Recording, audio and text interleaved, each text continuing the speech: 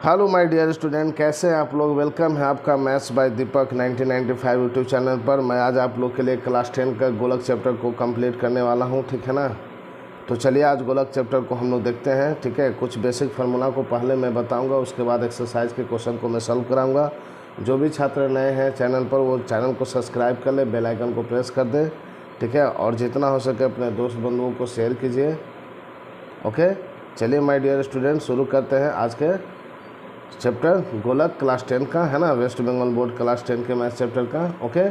चलिए शुरू करते हैं। हाँ, आगे सबसे फर्स्ट ऑफ ऑल कुछ फार्मूला देखते हैं, है ना। जो इस चैप्टर से रिलेटेड फार्मूलाज हैं उन्हें हम लोग देखते हैं, उसके बाद एक्सरसाइज को बनाएंगे, ठीक है। आप लोग ध्यानपूर्वक शुरू से अंत तक वीडियो पर बने रहिएगा और पूरी ईमानदारी से पढ़ाई कीजिएगा माय डियर स्टूडेंट, क्लियर। आप लोग माइंड को एक जगह रखते हुए अपनी तैयारी को बेहतर तरीके से कीजिएगा, ठीक है। और नोट्स आप लोग ज़रूर बना लीजिएगा, ठीक है। और मैं आप लोग को बताना चाहता हूँ कि क्वाड्रेटिक सर्च जो है आपका 9th नंबर चैप्टर, ठीक है, उसको मैं कंप्लीट करा चुका हूँ। जो भी स्टूडेंट नहीं देखे वो प्लेलिस्ट में जाके देख सकते हैं, ठीक है ना। और आज मैं दूसरा चैप्टर अपने यूट्यूब चैनल के माध्यम से आप लोग को कराने जा रहा हूँ, जो है गोलक स्फीयर, ठीक है। जो आगे जो आप लोग का एग्ज़ाम होने वाला है उसमें बहुत ही महत्वपूर्ण चैप्टर में से एक है, ठीक है ना। तो चलिए ध्यानपूर्वक देखिए और अच्छे से समझिए, ओके माय डियर स्टूडेंट। जितना हो सके अपने दोस्त बंधुओं को शेयर कीजिए, उन्हें इस चैनल के माध्यम से जुड़िए, ठीक है। और जो नए हैं वो चैनल को ज़रूर से सब्सक्राइब कर लें और दीपक सर से जुड़ के अपने क्लास 10 बोर्ड के एग्ज़ाम की तैयारी बेहतर तरीके से करें, ठीक है। चलिए देखते हैं क्वेश्चन, देखते हैं कुछ गोलक के फार्मूला को जो बहुत ही महत्वपूर्ण है, ठीक है। यहाँ पर देखिएगा कुछ फार्मूला लिखे हुए हैं, ठीक है ना। जो भी बोर्ड एग्ज़ाम देने वाले छात्र हैं वो इस चैनल के माध्यम से अपनी बेहतर तैयारी कर सकते हैं, ठीक है ना। आप सभी अपने मित्र दोस्तों को इस चैनल के बारे में बताइए और शेयर कीजिए उन्हें, और उन्हें भी जोड़िए ताकि वो भी अपनी तैयारी बेहतर तरीके से कर सकें, ओके माय डियर स्टूडेंट। चलिए देखते हैं स्फीयर के जो फार्मूलाज हैं उन्हें हम लोग सबसे पहले देखते हैं। जैसा कि आप लोग यहाँ पर देखोगे गोल है ना, यानी गोलक है, जिसे हम इंग्लिश में क्या बोलते हैं, स्फीयर बोलते हैं, ठीक है। सॉरी, सरफेस बोलते हैं, ठीक है।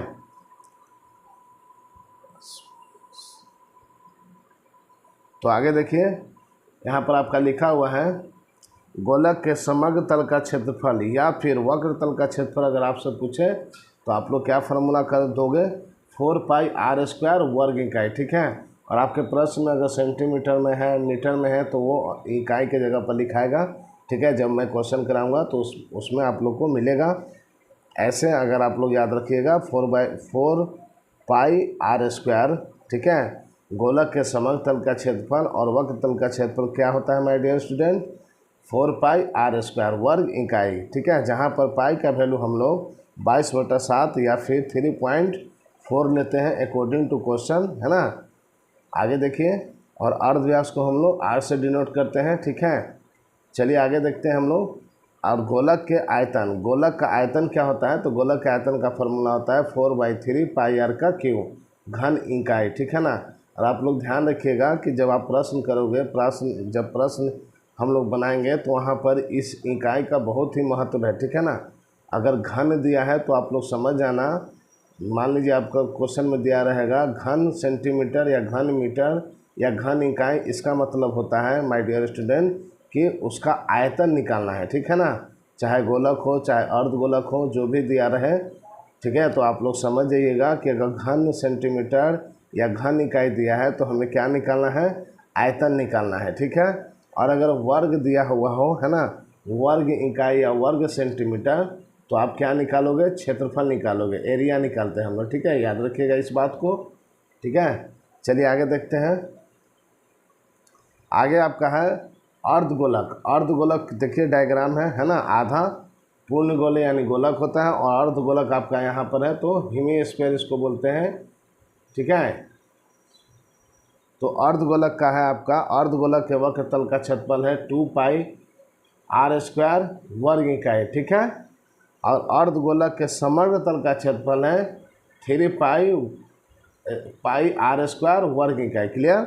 और आपका अर्धगोलक का आयतन क्या होता है, 2/3 घन इकाई, तो ये कुछ महत्वपूर्ण फार्मूला है जिन्हें आप लोग को एकदम से याद कर लेना है। ठीक है माय डियर स्टूडेंट, अगर आप लोग को याद नहीं होगा तो आप इस टॉपिक के प्रश्न को आप सॉल्व नहीं कर पाओगे अपने एग्ज़ाम में। ठीक है, तो सबसे पहले इन सभी फार्मूलाज को आप लोग याद कर लीजिएगा। ठीक है, और एक फार्मूला और है जिसे मैं आप लोग को बताना चाहता हूँ। देखिए एक फार्मूला और है आपका, यहाँ खोखला गोलक है। ठीक है, ये आपका डायग्राम है। ठीक है, और ये आपका दो गो जो है रेडियस है, आपका ये पहला रेडियस है, फिर ये दूसरा रेडियस है। छोटा वाला रेडियस को हम आर से डिनोट किया, बड़ा वाला रेडियस को बड़ा आर से डिनोट किया। ठीक है, तो आपका इसका एक फार्मूला है कि खोखले गोलक का आयतन 4/3 पाई बड़ा आर का क्यूब माइनस छोटा आर का क्यूब घन इकाई। ठीक है, जहाँ पर आर जो बड़ा आर जो है बाहरी अर्धव्यास होता है और छोटा आर जो है भीतरी अर्धव्यास होता है। क्लियर? तो इस फार्मूला को भी आप लोग ज़रूर याद रखिएगा, इस पर भी आपके मैथ्स पूछे जाते हैं। ठीक है, तो आप लोग देखिए माय डियर स्टूडेंट, आपका यहाँ पर क्वेश्चन बुक का दिया हुआ है। ठीक है, मैं इन्हीं सब क्वेश्चन को मैं कराने जा रहा हूँ जो मैं ऑलरेडी कॉपी में अपना लिखा हुआ हूँ। ठीक है, और उसी को आप लोग को कराने जा रहा हूँ। सारे बुक के ही क्वेश्चन हैं। ठीक है, तो आप लोग ध्यानपूर्वक देखिएगा और समझिएगा। ठीक है, 12 एक्सरसाइज है। ठीक है, आपका 12वां चैप्टर गोलक का मैं एक्सरसाइज का कराने जा रहा हूँ क्वेश्चन। आज इस वीडियो में देखते हैं कितना हो पाता है। ठीक है, जितने क्वेश्चन हो पाएंगे मैं इस वीडियो में बताने वाला हूँ, और नेक्स्ट जितने क्वेश्चन बच जाएंगे उसे नेक्स्ट वीडियो में मैं कंप्लीट कर दूंगा। ओके माय डियर स्टूडेंट, तो आप लोग ध्यानपूर्वक देखिएगा और पूरे अच्छे से समझिएगा। ठीक है, चलिए शुरू करते हैं पहले क्वेश्चन के साथ। पहला क्वेश्चन है कि किसी गोलक का अर्धव्यास 10.5 सेंटीमीटर होने से उसके समग्र तल का क्षेत्रफल ज्ञात कीजिए। ठीक है, यानी क्वेश्चन में आपका अर्धव्यास दिया हुआ है और क्या आपसे पूछ रहा है कि गोलक के समग्र तल का क्षेत्रफल। तो मैं सभी फार्मूला को आपके सामने डिस्कस किया, आप ज़रूर से उसे याद कर लीजिएगा। और चलिए मैं आप लोग को बताता हूँ। ठीक है, चलिए यह पहला क्वेश्चन है आपका, मैं क्वेश्चन पढ़ चुका हूँ। चलिए फिर से पढ़ देता हूँ कि किसी गोलक का अर्धव्यास 10.5 सेंटीमीटर होने से उसके समग्र तल का क्षेत्रफल ज्ञात कीजिए। ठीक है, तो सबसे पहले आपको क्या करना है माय डियर स्टूडेंट्स, जो भी क्वेश्चन दिया रहेगा सबसे पहले उस क्वेश्चन को ध्यानपूर्वक पढ़िएगा। ठीक है, उसके बाद आप देखना कि उस क्वेश्चन में क्या क्या दिया हुआ है। ठीक है, फर्स्ट ऑफ ऑल ये काम करना है। दूसरा क्या काम करना है कि आपको ये देखना है कि क्या पूछा है क्वेश्चन में। ठीक है ना, जो पूछा है उसको हमको निकालना है, और जो दिया है उसे हमको लिखना है। ठीक है, तो देखिए अब इस क्वेश्चन में क्या दिया है। तो आपका दिया है कि गोलक का अर्धव्यास। ठीक है ना, अर्धव्यास को हमको किससे डिनोट करते हैं माय डियर स्टूडेंट? आर से। ठीक है ना, तो चलिए देखते हैं इसका सलूशन, ध्यानपूर्वक देखिएगा, बिल्कुल नहीं हड़बड़ाना है, ध्यानपूर्वक देखिए। ठीक है, जिनका भी मैथ्स वीक है वो आप अपने चैनल मैथ्स बाय दीपक 1995 से जुड़कर आप लोग बेहतर तैयारी कर सकते हैं। ठीक है, मैं एक एक करके चैप्टर को पूरे तरीके से कंप्लीट करा दूंगा। ठीक है ना, मैं पहला चैप्टर करा चुका हूँ सर्ट्स का, आपका क्वाड्रेटिक सर्ट्स का 9th नंबर चैप्टर का पूरा एक्सरसाइज कंप्लीट करा चुका हूँ। प्ले लिस्ट में आप लोग जाकर देख सकते हैं।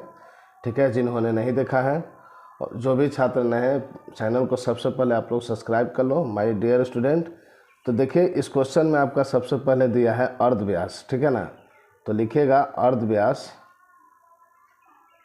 अर्धव्यास यानी किससे हम डिनोट करते हैं? आर से, है ना, 10.5 सेंटीमीटर। ठीक है, उसके बाद हमको क्या पूछा है कि समग्र तल का क्षेत्रफल ज्ञात करें। तो बहुत ही आसान सा प्रश्न है, गोलक का अर्धव्यास दे दिया है और आपको समग्र तल का क्षेत्रफल निकालना है। तो आप लोग लिखोगे गोलक के समग्र तल का क्षेत्रफल क्या होता है माय डियर स्टूडेंट, बताइए आप लोग। तो क्या होता है?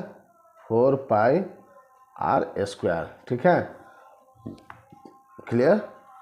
चलिए अब यहाँ पर r का वैल्यू दिया है। अब इस क्वेश्चन में हम लोग r और पाई का वैल्यू पुट करेंगे और सॉल्व करेंगे। तो देखिएगा 4 इंटू पाई का वैल्यू क्या होता है माय डियर स्टूडेंट, 22/7, ठीक है। और आर का वैल्यू क्या है, 10.5, क्लियर। स्क्वायर है, स्क्वायर दे दिए। चलिए इसको सॉल्व कीजिए।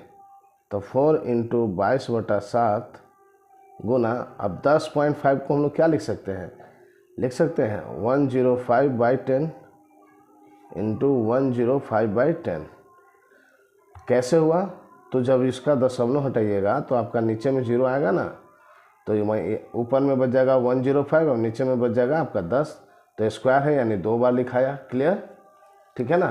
तो चलिए आगे देखिए। अब इसको कुछ नहीं करना है, सॉल्व करना है। तो जब 7 से इसको काटिएगा ना 105 को, तो आपका कट जाएगा 15 टाइम्स, क्लियर। तो आप सभी को मल्टीप्लाई कर देना है। और नीचे जो 100 है ना, 10 10 100 हो जाएगा, है ना। तो इसको आप लोग ना काटिएगा, ठीक है। आप लोग नहीं काटोगे तो बेहतर होगा, अगर आप लोग काट दोगे तो थोड़े से कैलकुलेटिव हो जाएंगे, ठीक है ना। तो जैसे बता रहा हूँ उसी तरीके से आप लोग देखें, ठीक है। तो आप ऊपर में जितने बच गए नंबर, ठीक है, उन सभी को लिख लीजिए। और नीचे में क्या बच गया आपका 10 इंटू 10, क्लियर। अब इन सभी को गुना कीजिए, ठीक है। तो जब गुना आप करोगे ना माय डियर स्टूडेंट, चलिए इन दोनों को गुना करते हैं तो आपका कितना आता है 88। और इनको जब गुना करोगे आप, ठीक है ना, आप लोग गुना करके देख लीजिएगा। आप लोग जब गुना करोगे तो आपका आएगा 1575, ठीक है, ठीक है ना। तो आप लोग गुना तो बहुत पहले से आप लोग सीखे हो, है ना। तो आराम से गुना कर लीजिएगा आप जैसे करते हो, क्लियर।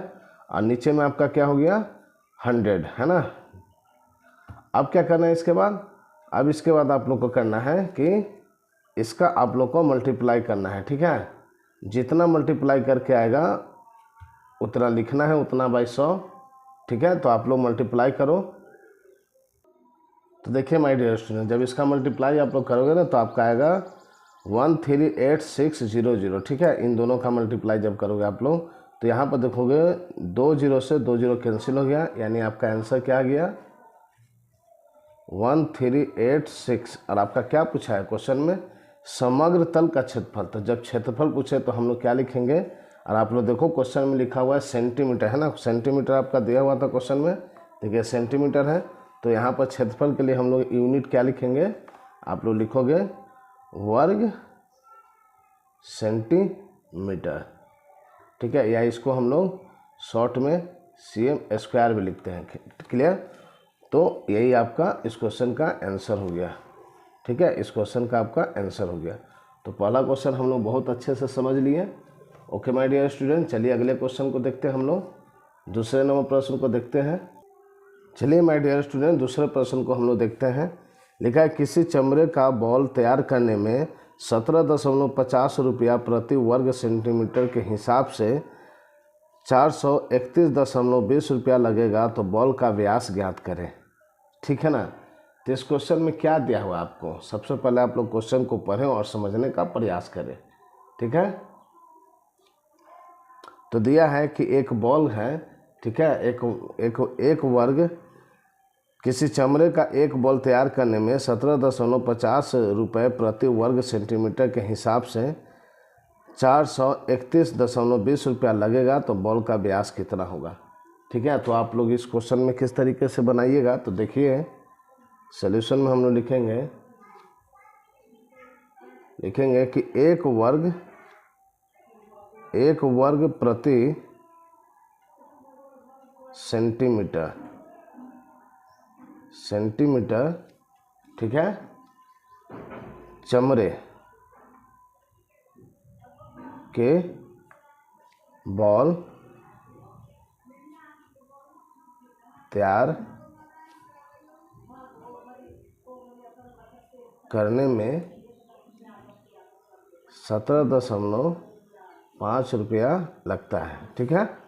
या फिर आप लिख सकते हो कि 17.5 रुपया एक वर्ग प्रति सेंटीमीटर चमड़े के बॉल तैयार करने में लगता है, ठीक है। चूँकि इसलिए आप लिखोगे कितना लगता है आपका, इसलिए 431.20 रुपया में बॉल तैयार करने में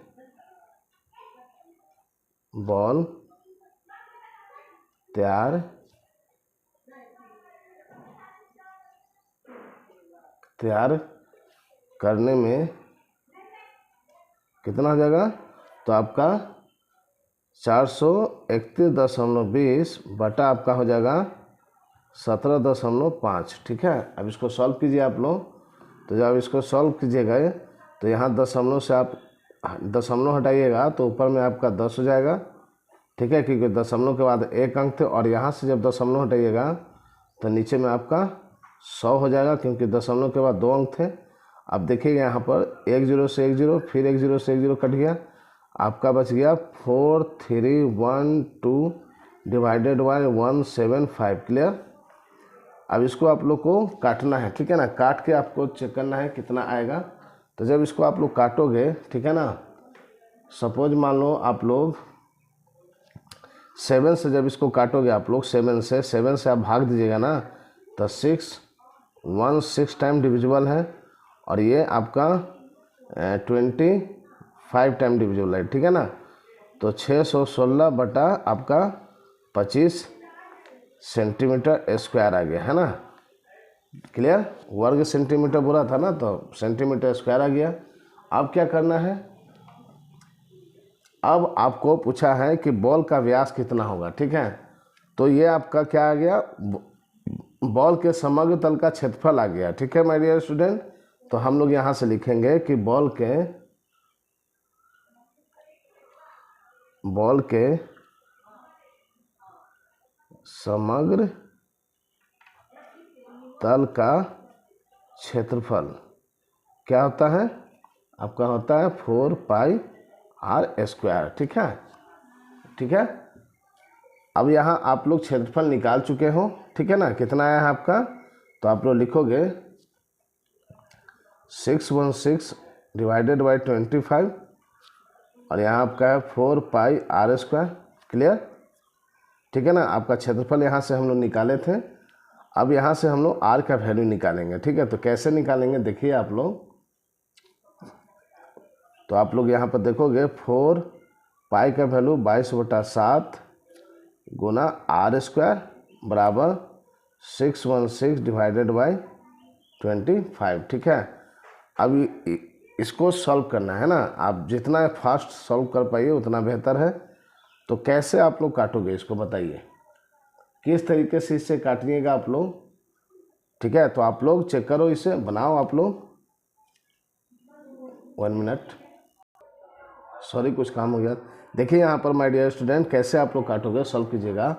तो आप लोग देखो यहाँ पर हम लोग लिखेंगे r स्क्वायर बराबर 616 बाई 25 गुना r, 7 कहाँ चला जाएगा ऊपर, और नीचे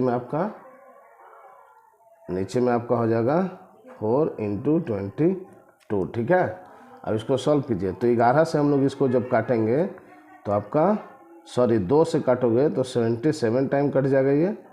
ठीक है ना,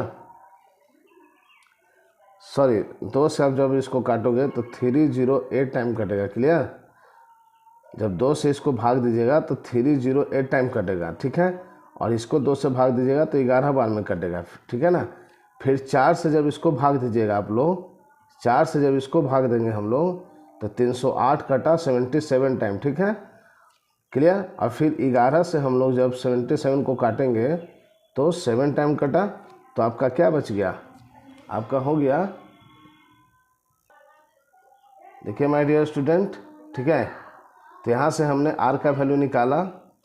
आप लोग को चलिए एक बार फिर से बताता हूँ कि कैसे मैंने काटा था, यहाँ पर आपको कन्फ्यूजन हो सकता है। तो देखिए हमने काटा 2 से 11 12 22 को काटा 11 बार में, फिर 2 से हमने काटा 616 को 308 बार में। ठीक है, ध्यान से सुनिएगा। फिर क्या किए, फिर 4 से हम लोग काटे 308 को 77 बार में।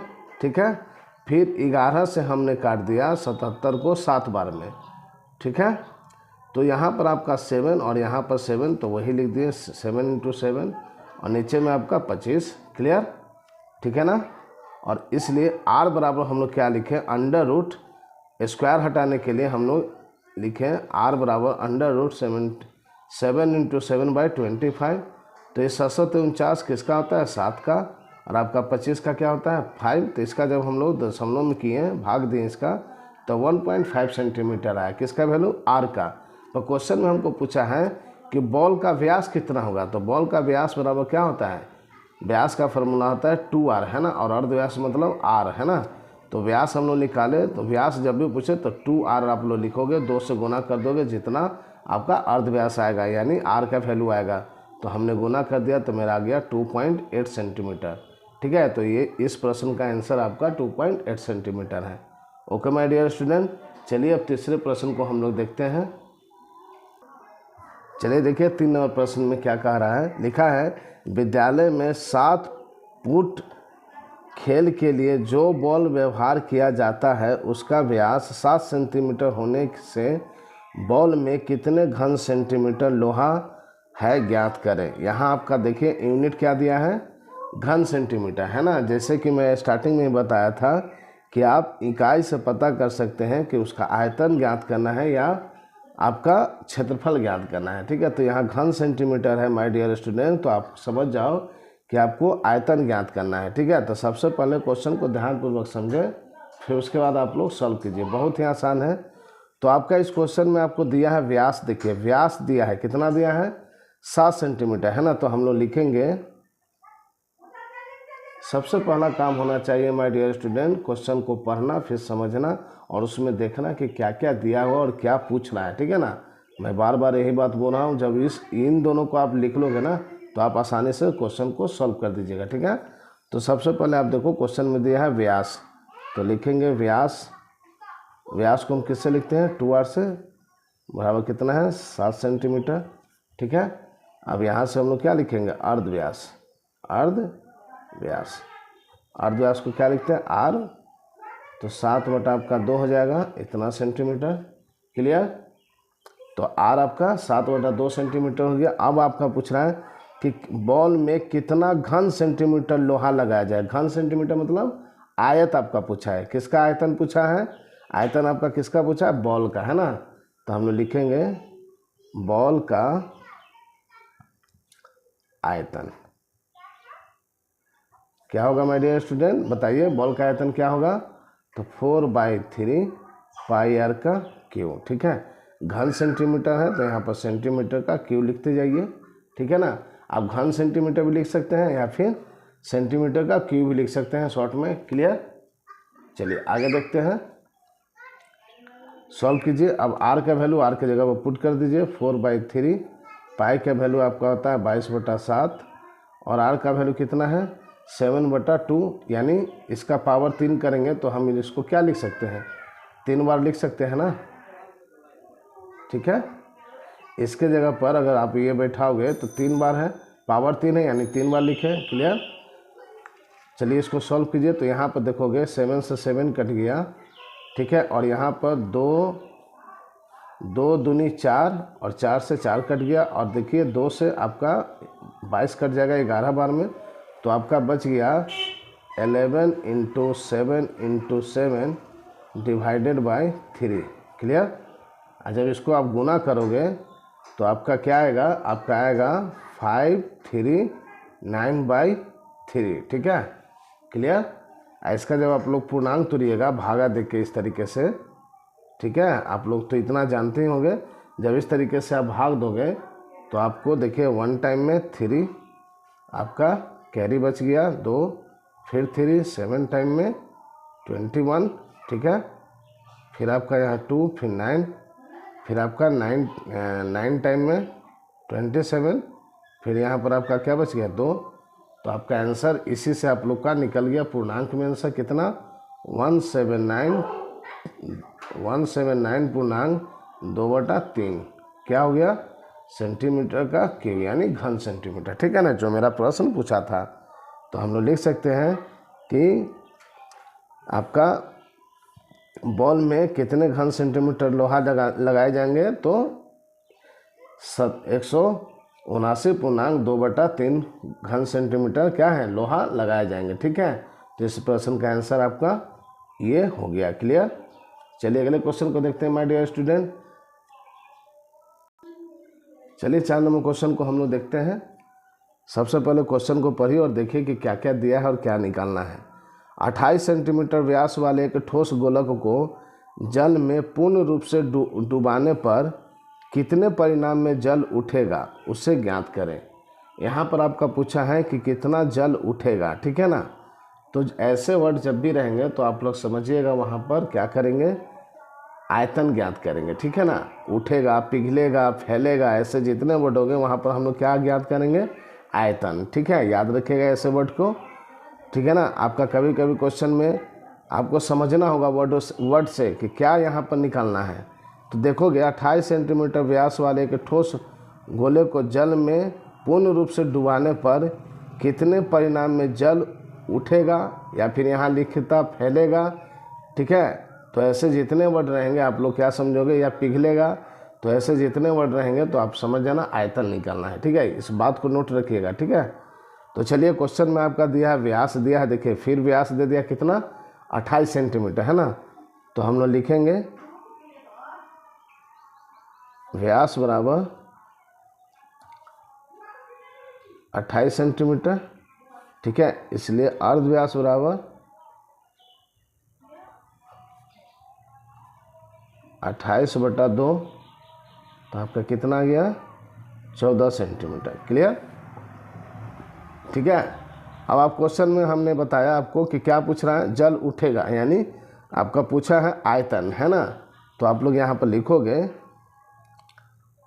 ठोस गोलक का आयतन, ठीक है।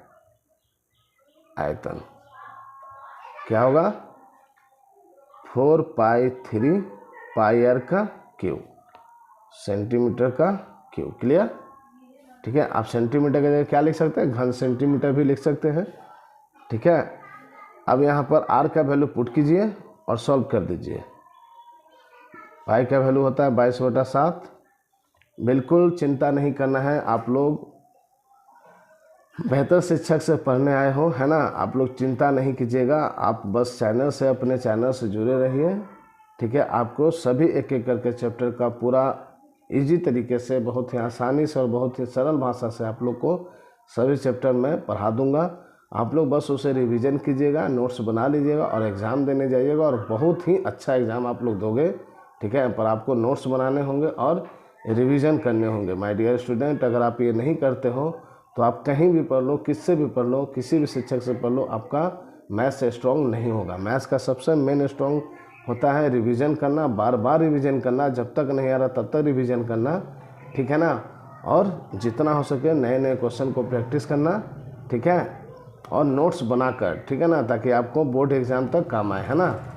आप लोग नोट्स बनाए रखोगे तो आप लोग को क्या करना होगा, आप लोग को बार बार कहीं पेज में देखना नहीं होगा, एक जगह इकट्ठा रहेगा, तो आप लोग इजी तरीके से आप लोग देख के उसे प्रैक्टिस करके आप एग्ज़ाम देने जा सकते हैं, ठीक है ना। तो जिस भी शिक्षक से आप लोग पढ़ रहे हो तो आप नोट्स ज़रूर बनाइए। अगर मेरे चैनल के माध्यम से आप लोग जुड़े हो तो आप लोग को कहीं भटकने की ज़रूरत नहीं है। मैं काफ़ी हूँ आप लोग को बोर्ड एग्ज़ाम का बेहतर तैयारी कराने के लिए, ठीक है। मैथ्स सब्जेक्ट के लेकर जब मैथ्स में कंप्लीट कर लूँगा, ठीक है ना, तो मैं फिज़िक्स का भी कराने वाला हूँ, ठीक है। जो फिज़िक्स में न्यूमेरिकल आते हैं, ठीक है, और उसमें क्या क्या इंपॉर्टेंट क्वेश्चन बन सकते हैं, वो सभी क्वेश्चनों को मैं कराऊंगा। और मैं आप लोग को बताना चाहता हूँ माय डियर स्टूडेंट कि मैं पिछले 12 साल से टीचिंग कर रहा हूँ, ठीक है। पर मैं यूट्यूब पर पहली बार मैं पढ़ाना शुरू किया हूँ, ठीक है। तो आप लोग अपना प्यार सपोर्ट दो, ठीक है ना, ताकि आप लोग के लिए बेहतर से बेहतर कर सकूँ, ठीक है ना। जितना हो सके अपने दोस्त मित्रों को जोड़िए इस चैनल के माध्यम से, उन्हें शेयर कीजिए और लाइक कमेंट आप लोग करना जैसा आप लोग का रिक्वायरमेंट हो, ठीक है। चैप्टर के लेके या किसी भी तरीके का तो आप लोग कमेंट कर सकते हैं, ठीक है। तो देखिए यहाँ पर आप देखते हैं, हम लोग क्वेश्चन पर आते हैं। तो 4/3 लिखें, 22/7 लिखें, और r का वैल्यू क्या है माय डियर स्टूडेंट, 14। तो 14 का क्यूब कर देंगे हम लोग, है ना। तो लिख सकते हैं 4/3 22/7 और 14 का क्यूब है, यानी कि आप गुना जब करोगे तो 14 × 14 × 14 कर सकते हैं, है ना। तो 7 से 14 को काटिएगा तो 2 बार में कट गया, अब कोई नहीं कटेगा, तो आपका सभी को गुना करना होगा, है ना। इस सब में कैलकुलेटिव होता है ना। जितना कैलकुलेशन फास्ट होगा उतना बेहतर आप करोगे परीक्षा में, ठीक है। अगर कैलकुलेशन नहीं आपका फास्ट है तो आप लोग सीख लीजिएगा, ठीक है। जहाँ पर लगेगा कोई शॉर्ट ट्रिक है मैं ज़रूर बताता चला जाऊँगा, ठीक है। और मेरा एक और यूट्यूब चैनल है माय डियर स्टूडेंट, मैं आप लोग को बताना चाहता हूँ, ठीक है, कि मैं एक और यूट्यूब मेरा चैनल है जो smart learning with Deepak Kumar, ठीक है। उसमें जितने भी आपके बड़े बड़े भैया दीदी लोग हैं उन सभी के लिए बेहतर है वो यूट्यूब चैनल, ठीक है। मैं उस पर सरकारी नौकरी यानी कॉम्पिटिटिव एग्ज़ाम का मैं उस पर पढ़ाई पढ़ाता हूँ, ठीक है ना। तो जो भी आपके चिन्ह पहचान के होंगे तो आप उस चैनल के बारे में आप लोग बता सकते हैं अपने भैया दीदी को, ठीक है ना। वो भी बिल्कुल फ्री में आप लोग वे सभी लोग मेरे चैनल से जुड़कर smart learning with Deepak Kumar ये सर्च मारने पर आपका आ जाएगा, ठीक है ना। तो उसमें मैं सारे कॉम्पिटिटिव एग्ज़ाम का सरकारी नौकरी का बेहतर तरीके से तैयारी करा रहा हूँ, ठीक है। तो जो भी आपके बड़े भाई दीदी लोग हैं उससे आप लोग बता सकते हो, वो लोग बिल्कुल फ्री में घर बैठे तैयारी कर सकते हैं, ठीक है। तो ये कुछ इन्फॉर्मेशन थे जो आपको मैं दे दिया। चलिए अब इन सभी को गुना करना है माय डियर स्टूडेंट, ठीक है ना।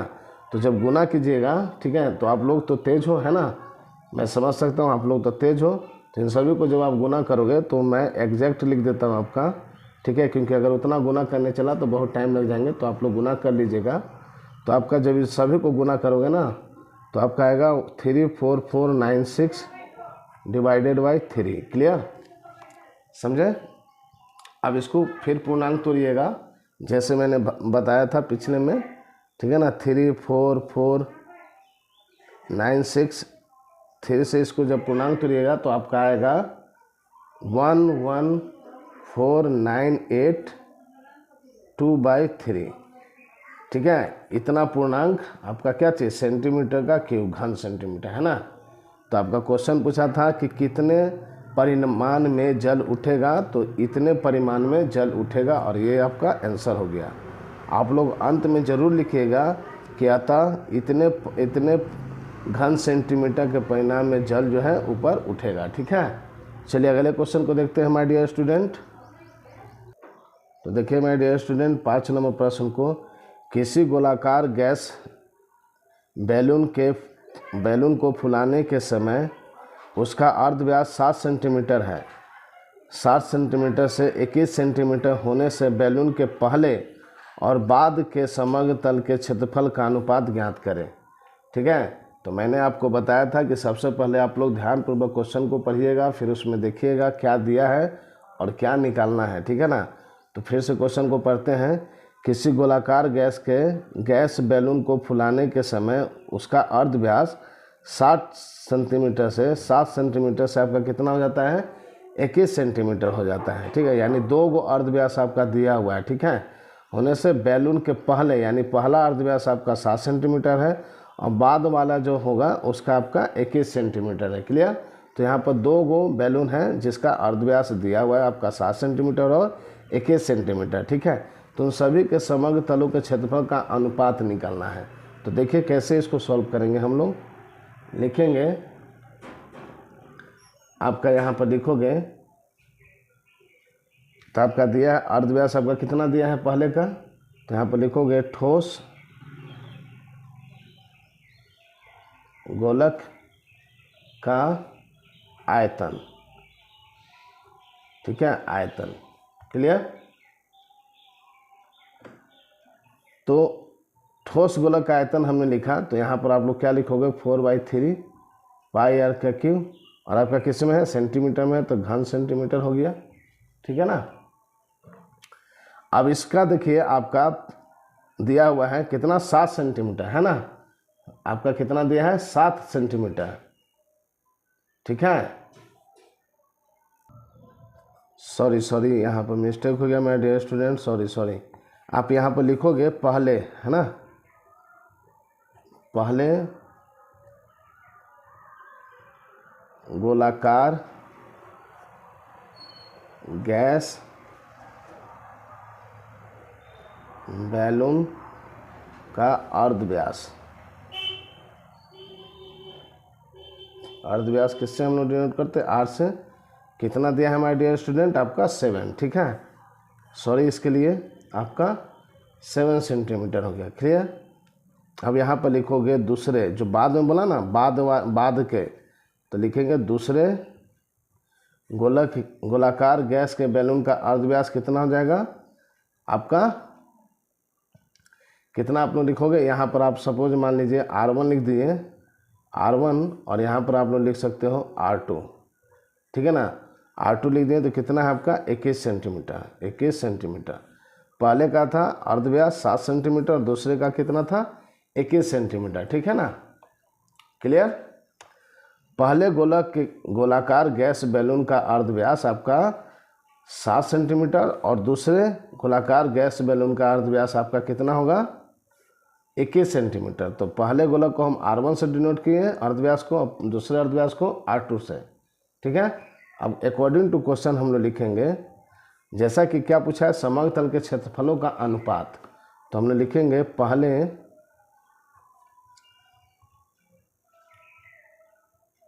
गोलाकार बैलून के समग्र तल का क्षेत्रफल, ठीक है, बटा, या फिर अनुपात करके भी लिख सकते थे, ठीक है, ऐसे में भी अनुपात ही आएगा, दूसरे, है ना, दूसरे गोलाकार, 1 मिनट, दूसरे गोलाकार बैलून के समग्र तल का क्षेत्रफल, ठीक है। तो क्या होगा, पहले गोलक के समग्र तल का क्षेत्रफल, तो दोनों का समग्र तल का क्षेत्रफल तो सेम ही होगा, क्या होगा 4 पाई R स्क्वायर, R1 का स्क्वायर, और फिर लिख सकते हैं 4 पाई R2 का स्क्वायर, क्लियर। तो यहाँ पर आप देखोगे 4 से 4 कैंसिल हो गया, पाई से पाई कैंसिल हो गया, तो आपका पहले का R1 का कितना दिया, R1 दिया आपका 7 सेंटीमीटर का स्क्वायर, और R2 कितना दिया 21 सेंटीमीटर का स्क्वायर, ठीक है। तो 7 सेंटीमीटर का कितना हो गया माय डियर स्टूडेंट, तो 7 × 7 आप कर सकते हो 2 टाइम, और 21 को भी आप लोग लिख सकते हो 2 टाइम, है ना। तो आप जब इससे कैंसिल करोगे तो 7 से 7 21, फिर यहाँ 7 से करेंगे तो 7 21, और यहाँ पर क्या बच गया 1, यानी 1 बाई क्या गया 9। तो आपका अनुपात पूछा है तो इसलिए लिखेगा अनुपात बराबर कितना गया 1:9, ठीक है, और इस क्वेश्चन का आंसर हो गया, क्लियर, ठीक है माय डियर स्टूडेंट। चलिए अगले क्वेश्चन को देखते हैं हम लोग, 6 नंबर प्रश्न को। चलिए 6 नंबर प्रश्न को देखिए, लिखा है अर्धगोलीय, यहाँ पर अब आ गया आपका अर्धगोला का, है ना, अर्धगोला का फार्मूला से अब क्वेश्चन बनेगा। इस क्वेश्चन को ध्यानपूर्वक पढ़िएगा, ठीक है ना। कभी कभी बच्चे जो होते हैं गोला समझ में पढ़ लिए और बस गोलक का फार्मूला पर बैठा देते हैं, है ना, पर यहाँ पर आप लोग को ध्यान देना अर्धगोलक का। लिखा है अर्धगोलीय एक कटोरी तैयार करने में 127.2/7 वर्ग सेंटीमीटर पात लगा हुआ है, ठीक है ना। पात क्या होता है, कटोरे का जो नीचे वाला स्थान भाग होता है, ठीक है। तो कटोरे के मुख का व्यास कितना होगा, ठीक है। सपोज मान लो आपका यहाँ पर एक अर्धगोलाकार कटोरा है, क्लियर। तो इसका पात कौन सा हुआ, ये वाला जो पीछे में जो होता है, ठीक है, इसे हम क्या बोल सकते हैं, पात बोल सकते हैं, क्लियर। और आपका क्या पूछा है कि इसका जो क्षेत्रफल है, ठीक है, कितना बोला वर्ग सेंटीमीटर, है ना।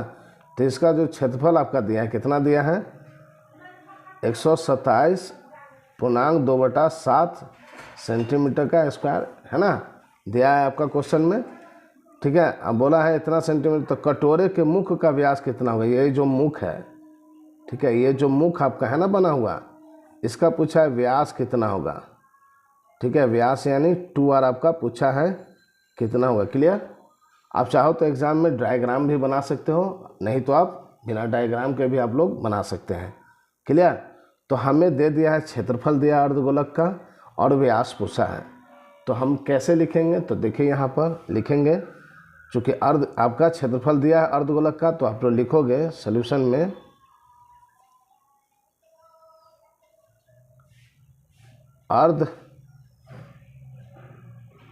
गोलीय कटोरी के, तो देखिए यहाँ पर फिर से आप लोग को बता देता हूँ एक बार, ठीक है। 2πr² बराबर जो क्वेश्चन में दिया था क्षेत्रफल हमने लिख दिया, ठीक है। उसके बाद 2 रहा, पाई का वैल्यू 22/7 गुना r²। जब इसको हम पूर्णांक तोड़े तो मेरा ये आया, ठीक है।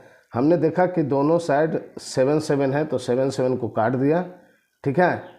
फिर आपका बच गया r² बराबर 891 लिख दिया और इसको गुना किए तो 44 है, 44 लिख दिए।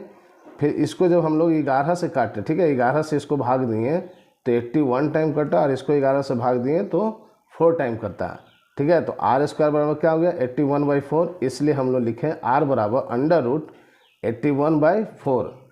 तो 81 का क्या होता है 9 और 4 का क्या होता है 2, तो हमने 2 लिख दिया। यानी r का वैल्यू कितना आ गया 9/2 अर्धव्यास।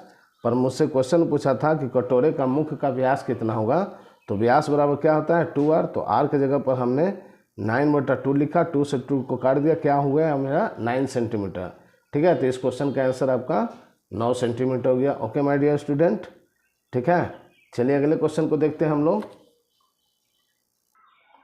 तो माय डियर स्टूडेंट, मैं आज के वीडियो को यहीं पर एंड करता हूं, ठीक है। मैं नेक्स्ट बाकी जितने प्रश्न बचे उसको अगले वीडियो में कंप्लीट करा दूंगा। Okay my dear student, I hope आपको ये वीडियो बहुत ही हेल्पफुल लगेंगे आपके तैयारी के लिए, है ना।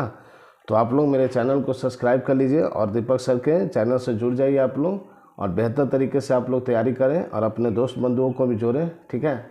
चलिए मिलते हैं नेक्स्ट वीडियो में। Thank you so much my dear student.